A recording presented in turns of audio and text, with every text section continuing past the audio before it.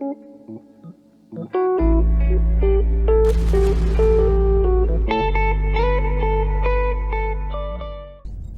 give you the McKay-Carter Intergalactic Gate Bridge.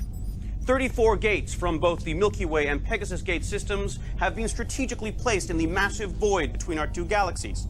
Simply enter on either side, for example, Atlantis, and boom!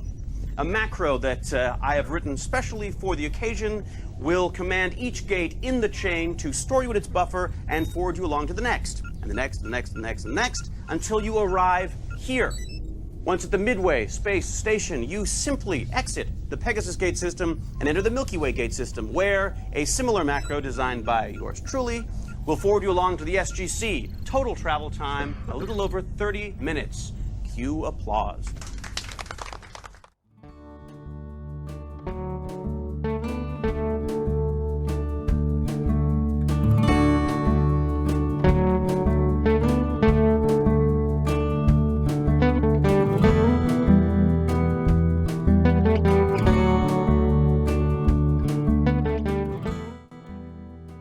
What's up, fellow engineers? Dr. McKay here. Welcome back to my channel. Today we have the Midway space station from Stargate Atlantis. This is a small grid 1-to-1 scale build, but before we get started within the showcase, if you want to go ahead and hit the like button, don't forget to comment and subscribe if you like my content, and if you want to go ahead and follow me on Twitch, I'm trying to reach 60 followers. With all that said, this video is going to be a showcase of the Midway space station. So, as you can see right behind me, we have what I have built. What I think is a 1-to-1 scale version of what the Midway space station is. Now, I couldn't find exact dimensions on the internet because there isn't any, but I kind of judged it based on the Stargate size, distance between each Stargate, and then kind of just worked from there, and obviously Puddle Jumper. So this is the station. As you can see, it's quite a large grid. We are like 170,000 PCU into it, and we have a workable, well, that's including stuff I got down here, and we also got a workable Puddle Jumper. The outside is pretty detailed, but the inside is where the money shines. So we're gonna take a little stroll around and showcase off the Midway space station. So we have an airlock there, a Puddle Jumper airlock, but most of the pipes for like H2, O2 tanks and storage are on the side here that are plumbed, and they go inside, which on the space station itself is there. So we're going through this airlock here. So I have two types of airlock, one for the Puddle Jumper and one that you could dock a ship to, which is not a Puddle Jumper. We can go inside, and this space station has artificial gravity as well, so we are good. And we have air vents, but unfortunately I have a leak somewhere, and I've looked everywhere and I cannot find it. So if you guys can find it, it'd be much appreciated if you could let me know so I can fix it in later on. But anyway, this is airlock A, and this is the inside. Now we have a Milky Way Stargate and a Pegasus Stargate, which obviously this space station has, because this is the Intergalactic Gate Bridge, where we have obviously two Stargates, one for the Pegasus Galaxy, one for the Milky Way, and this is like smack in the middle of the two galaxies. So this is basically the gate room. We're gonna come down this side, and I'll take you to each of the gates to show you what they look like. So obviously these are my version 2 Stargates.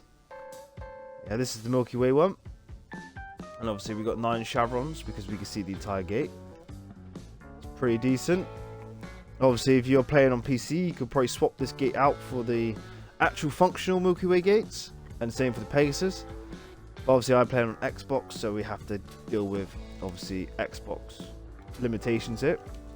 And obviously, this is my version 2 Pegasus Stargate, which is the first iteration of my Pegasus version 2 gate. So obviously, this is probably what I'm going to be putting into my Atlantis gate room and other things as well.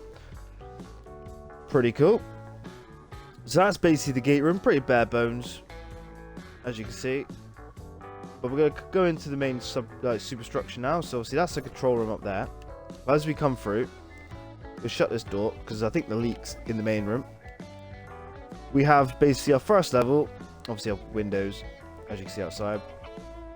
And if you remember in the episode Midway, we have a couple little small bunk rooms that obviously Tilk and Ronan share one. So we've got one this side and one on the other side. It's basically duplicate. But because we don't really have a lot of small grid assets, like, you know, beds and whatnot, you know, beds, couches and stuff. Obviously this room's blank, but this could be in like another room, or it could be like a mess hall, anything you can imagine, storage room. But both sides are the same, but obviously one side doesn't have windows. So we're going to come up here. We've obviously got a walkway going up. This is up to the second level, so we've got a nice window here where we can see the Atlantis Gate. Again, this area here would be like chairs and waiting area or something, but again, we don't really have a lot of assets for small grid. So now we're coming up to the control room. So we're going to go into the control room. We have a helm for just quick access to control menu, and not to mention we can see the entire outside of the Midway space station. Got a sign saying Midway Space Station by Dr. McKay, which is me. And then we have our control menu. So we have a Milky Way side and a Pegasus side, and we have correlated buttons which dial each Stargate. So I'm going to press the red button, and that dials the Milky Way Stargate. So we're going to have a look at that one.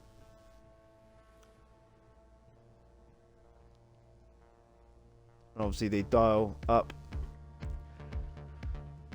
one at a time.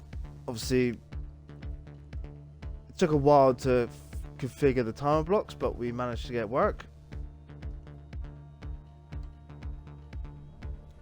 And there we go, that's the Milky Way Stargate activated, which is really cool. And press the blue button and that will activate the Pegasus Stargate,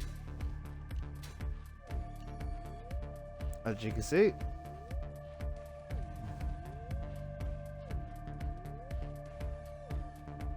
Obviously it's hard to tell with the chevrons because it's the same color as the blue bit on the Stargate, but it works.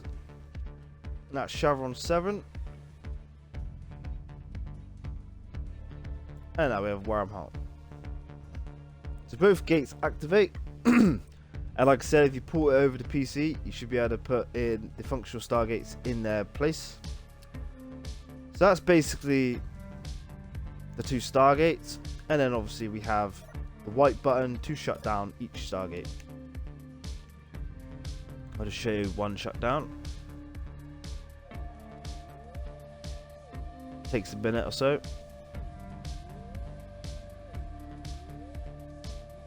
There you go, that's that one down, and then that one down. So both Stargates can be controlled from this button panel here. And then we come up here, we have the jumper bay. Obviously open this door, shut it, because this is not airtight in here. As we come in here, we have a Puddle jumper docked inside with the ramp down. Obviously you guys have seen the Puddle jumper, but obviously I'll just get inside and show you it moving away. So obviously the Puddle jumper's docked in, it's connected on a connector on the bottom. So we lift the ramp up, turn the engines on by pressing down, right on the D-pad, and then we are free. And that's the Puddle jumper. Pretty neat. But I'm going to be working on a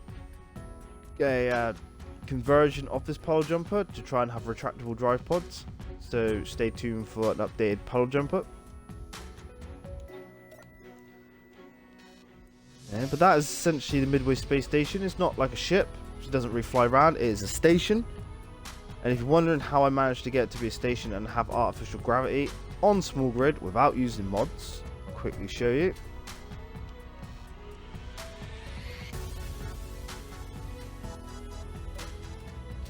So obviously under the main main gate room, which you can get to from either side of the Stargate, you go underneath. Obviously we have our reactors, but under there we have a gravity generator and a battery, large grid, and that basically is on a rotor, on a hinge. That's where all the stations been built off. And that basically allows us to have it as a station, using obviously the battery to convert to a station, and then obviously having the artificial gravity generator to create artificial gravity. So it's a lot better than having to float all the way down. So here's the gravity generator. There's the battery, and above the battery is the rotor that the whole space station is attached to. Pretty cool, eh? So there we have it then, folks. That is the Midway space station. I'm going to be uploading it to mod.io today. Obviously, so this video will come out. It should be uploaded to mod.io for you guys to have a look at and mess around with. But a little quick sneak peek on what I'm doing next. Obviously, this is the Puddle jumper. I'm going to be basically gutting it and then trying to make it better. I also have found some colours, different colours of the Puddle jumper that I want to try out. I like this one because that looks more like the Puddle jumpers from the show. Obviously, that's the colour that's on it. That's a Atlantis bluish colour, and obviously that's a darker green than what we have. But that one's the one that looks more like the jumper in the show. So that's going to be next. But I also have as well, as I was messing around, we have a Pegasus space gate. So a Pegasus Stargate, but it's a space gate. So it's got like ion engines to be stabilized, to gyro. But fortunately we had to have this block of timer blocks to be able to activate it. And the good thing is, if I stand here, go into the remote access, go to the Stargate terminal, go to the activate, and then click start. It activates without actually being attached to any grid. So you could have this in a scenario and then have the Puddle jumper fly up to it. And if I have it where I can have retractable drive pods, you can remote access the Stargate to dial it up and then fly straight through, because obviously the Puddle jumpers fit through the Stargate because they're all one-to-one. And obviously it has the event horizon as well. That's what all those tire blocks are for. There's a lot of work that goes into doing that. It may look simple, but there's quite a lot of tedious, work that goes into it. So there we have it. That's the Midway space station, space gate, and a little teaser of what I'm doing next. I hope you've enjoyed this video and the build, and if you do, please feel free to like, comment, and subscribe. I'm really trying to reach 1,000 subscribers. So if you haven't subscribed and you like my content, please feel free to subscribe. It really does help me out. And if you want to watch me build these ships live, go ahead and follow me on Twitch. I'll be streaming most nights. Yeah, and obviously my next build after the Puddle jumper is a replicated spider. So if you want to catch me build that, follow me on Twitch and get notified of when I'm streaming live. With all that said, I've been Dr. McKay. Thank you all for watching, and I hope you enjoy this build.